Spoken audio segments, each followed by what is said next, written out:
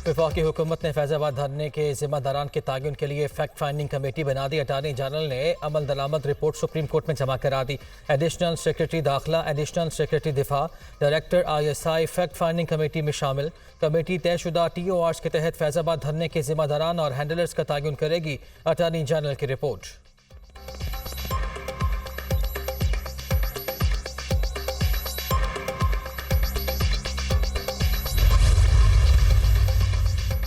साफा के chairman PTI की दरखास्त जमानत मुस्तरद। इस्लामाबाद हाई कोर्ट ने अखराज मुकदमा की दरखास्त भी मुस्तरद कर दी।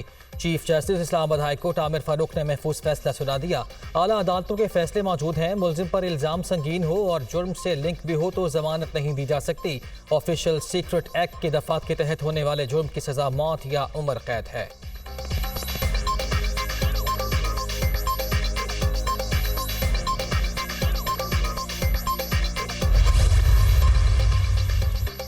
एहतसाब अदालत के जज मोहम्मद बशीर की रिटायरमेंट का नोटिफिकेशन जारी। 14 मार्च 2024 को ओहदे से सुबकदोश होंगे। जज मोहम्मद बशीर ने नवाज शरीफ, जरदारी, यूसुफ रजा गिलानी, चेयरमैन तहरीक इंसाफ और शौकत अजीज के केसेस सुने। तहरीक इंसाफ के खिलाफ ममनुआ फंडिंग केस समाअत के लिए मुकर्रर। इलेक्शन कमीशन पर PTI ममनुआ फंडिंग मामले की समाअत 1 नवंबर को होगी। केस से मुताल्लिक सबूत फराहम किए जाएंगे।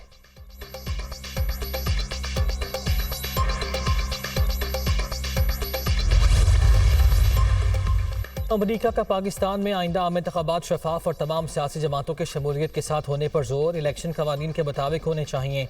अमरीकी काम नायब वजीर खारिजा विक्टोरिया नोलैंड की निगरान वजीर खारिजा जलील अब्बास जिलानी से टेलीफोन पर गुफ्तगू। दोनों रहनुमाओं की अफगान पनाह गजीरों की अमरीका रवानगी को महफूज बनाने पर भी बातचीत। गजा में इमदाद जारी रखने और बहरान को फैलने से रोकने के उमूर पर इत्तफाक।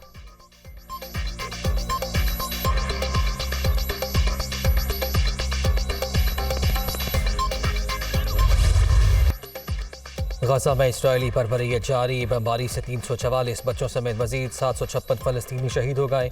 शहदा की तादाद 7000 से बढ़ गई। 3000 से जायद बच्चे, 1700 खवातीन शामिल, 18000 जख्मी।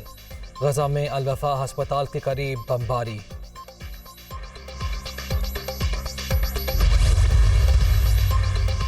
अमरीका का मशरक़ वस्ती में मजीद 900 अमरीकी फौजी भेजने का ऐलान। एक हफ्ते पर अमरीकी फोर्सेस पर इराक में 12, शाम में 4 हमले हुए। मशरक़ वस्ती में तैनात एहलकार इसराइल नहीं जाएंगे। पेंटागन की वजाहत। शाम में ईरानी फौज के ज़ेरे इस्तेमाल 2 मकामात को निशाना बनाया। अमरीकी वज़ीर दिफा की तस्दीक। हमलों का मकसद इराक और शाम में अमरीकी एहलकारों की हिफाजत करना है। Lloyd Austin.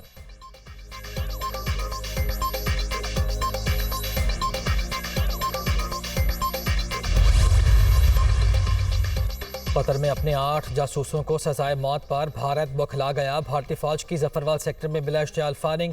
शहरी आबादी को नुकसान। क्वाडकॉप्टर की मदद से दरअंदाजी की कोशिश। पाकिस्तानी फोर्सेस की बरवक्त कार्रवाई। ड्रोन को मार भगाया। पाक फौज का दंदान शिकन जवाब। भारतीय बॉर्डर फोर्स को नुकसान। भारत कनाडा में अपनी खुफिया एजेंसी रॉ की जानिब से सिखों की टारगेट किलिंग की वजह से हज़ीमत उठा चुका। 27 अक्टूबर को यौम सियाह भरपूर तरीके से मनाने की वजह से भी मोदी सरकार बौखलाहट का शिकार।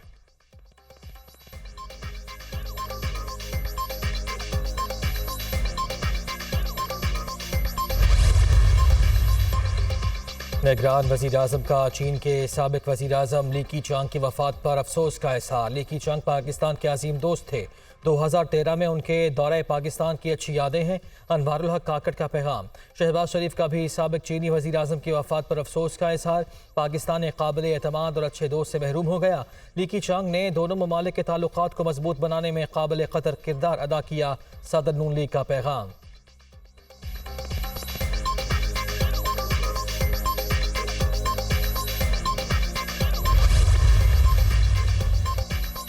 और PIA का ऑपरेशन मजीद महदूद। आज भी 58 परवाजें मनसूख।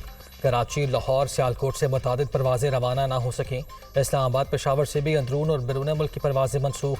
11 दिन में कौमी एयरलाइन की 538 परवाजें मनसूख हुईं।